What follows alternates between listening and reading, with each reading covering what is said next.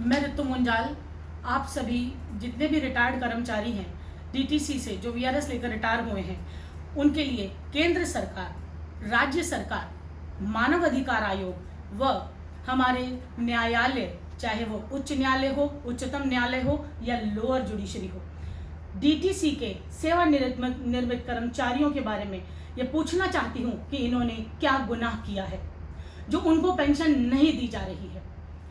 ना ही कोई चिकित्सा सुविधा, पेंशन मिलने का ना कोई कारण और सरकार की योजना का कोई भी लाभ उन तक नहीं पहुंच रहा है।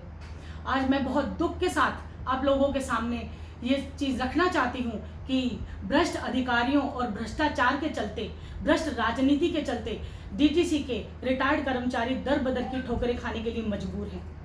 केंद्र सरकार हो, राज्य सरकार हो, मानव अधिकार आयोग हो या फिर न्यायालय हो, डीटीसी के सेवानिवृत्त कर्मचारियों ने ऐसा क्या गुनाह कर दिया जो उनको पेंशन नहीं दी जा रही। मैंने 5 साल के अपने संघर्ष में लगातार एड़ी चोटी का जोर लगाते हुए मानव अधिकार आयोग से संपर्क करके उनसे ऑर्डर पास करवाया कि इन सेवानिवृत्त कर्मचारियों को टाइम से पेंशन दे दी जाए और मानव अधिकार आयोग ने कहा कि इनके लिए कोई ना कोई रास्ता निकाला जाए। और 12,000 रिटायर्ड कर्मचारियों को फाइंड आउट भी किया दिल्ली सरकार ने और परिवहन मंत्री के पास जाने के बाद, परिवहन मंत्री से मिलने के बाद भी हमें कोई आश्वासन, कोई जवाब नहीं मिला और ना ही पेंशन मिली। इनफैक्ट इन 5 सालों में मेरे पास जो रिटायर्ड कर्मचारी 30, 35, 40 साल की सर्विस देने के बाद भी रोटी रोटी के मोहताज हो रहे थे, उनके बीच में वो कर्मचारी भी आकर जुड़ गए जिनकी 2-2 महीने की पेंशन, 3-3 महीने की पेंशन भी नहीं आ रही है। और इस बात को, दुख को आप सबके समक्ष रखते हुए मैं बस इतना जानना चाहती हूँ हमारी केंद्र सरकार से, हमारी राज्य सरकार से, हमारे न्यायालयों से कि इन डीटीसी कर्मचारियों का गुनाह आखिर है क्या। इन्होंने अपनी सारी जिंदगी आपको रोटी कमाने के लिए और सिस्टम को चलाने के लिए दी, फिर भी आज ये रोटी रोटी के मोहताज हो रहे हैं और बहुत सारे बुजुर्ग तो इस दुनिया से चले भी गए हैं। क्या इसीलिए इन्होंने सरकारी नौकरी की थी? क्या सरकार इसीलिए बैठी है कि अपना, सिर्फ अपने बारे में सोचे? इन बुजुर्ग कर्मचारियों को, जिनको आप कहते हो कि हम बुजुर्गों को अच्छी सुविधाएं दे रहे हैं या फिर उनको हम तीर्थ यात्रा करा रहे हैं, ऐसी तीर्थ यात्रा से लाभ नहीं होगा। ये सभी भ्रष्ट अधिकारियों को इसका जवाब देना होगा। न जाने कितनी सारे कर्मचारी हैं जो इस दुनिया से चले गए हैं या घर पर अपनी चारपाइयों पर पड़े हैं। क्या इनका कोई माई बाप नहीं है?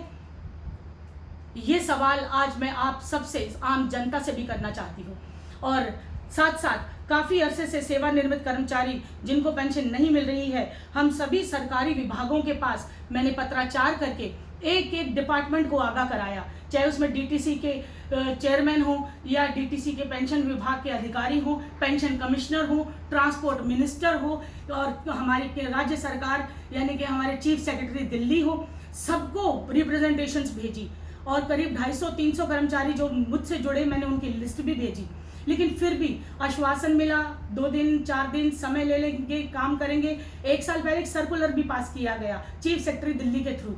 हमारे मेहनत के बाद उन्होंने कहा कि हम 12,000 कर्मचारियों को फाइंड आउट किया है और न्यूज़पेपर में भी बहुत चला अगस्त 2022 में कि हम इनको पेंशन देंगे। लेकिन धोखे में रखा, हमें भी धोखे में रखा। वकील होने के नाते वकालत करते हुए मैं न्यायालय के दरवाजे तक भी गई।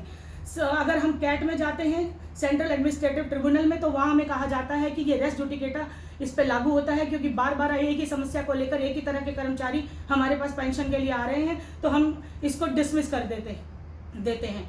और वहीं जब उसी को लेके हम हाई कोर्ट जाते हैं तो हाई कोर्ट में हमें हिदायत दी जाती है कि आप इसको लेके कैट में जाइए, यानी सेंट्रल एडमिनिस्ट्रेटिव ट्रिब्यूनल में, क्योंकि ये सर्विस मैटर है। और फिर जब हाई कोर्ट की डिसमिस प्रपोजल को लेके और डिसमिस पिटीशन को लेके हम जब सुप्रीम कोर्ट पहुंचते हैं उसको पीआईएल कन्वर्ट कराने के लिए, तो वहाँ सुप्रीम कोर्ट हमें कहता है कि ये फैमिली पेंशन का मैटर नहीं है और जो सुप्रीम कोर्ट की गाइडलाइन है उसमें सिर्फ फैमिली पेंशन आती है, ये सीसीएस पेंशन रूल से गवर्न होते हैं। तो इस तरह से गुमराह करते हुए न्यायालय भी एक तरह से दरकिनार कर रहा है इन रिटायर्ड कर्मचारियों को, इन बुजुर्गों को, इन वरिष्ठ नागरिकों को, और केंद्र सरकार भी कर रही है। दूसरी एक केंद्र सरकार की जहां तक बात करूं, ये कहते हैं हम एनपीएस लागू कर रहे हैं, नेशनल पेंशन स्कीम, पुरानी पेंशन को दे देंगे, 30,000 से ज़्यादा पेंशन मिलेगी हर कर्मचारी को, लेकिन उसका कोई प्रावधान, कोई प्रोपेगेंडा इन्होंने बनाया नहीं है। कैसे चलेगा ये सिस्टम? और ये भ्रष्टाचार के चलते क्या ये बुजुर्ग इसी तरह दुनिया छोड़ जाएंगे? मेरे साथ इस संघर्ष में जुड़े हमारे senior council Shri S Pawar, जिनकी गाइडलाइन के चलते हम सुप्रीम कोर्ट तक गए और इनकी इन पर्सन एप्लीकेशंस लिखवाई, और उन इन पर्सन एप्लीकेशन में भी सुप्रीम कोर्ट के गलत स्टेटमेंट आए। इसके लिए मैं आपकी बात अपने senior council Shri S Pawar से कराऊंगी। सर प्लीज़ आप हमें बताइए कि आगे का एजेंडा क्या होगा और इन बुजुर्गों को पेंशन कैसे मिलेगी, प्लीज़ सर।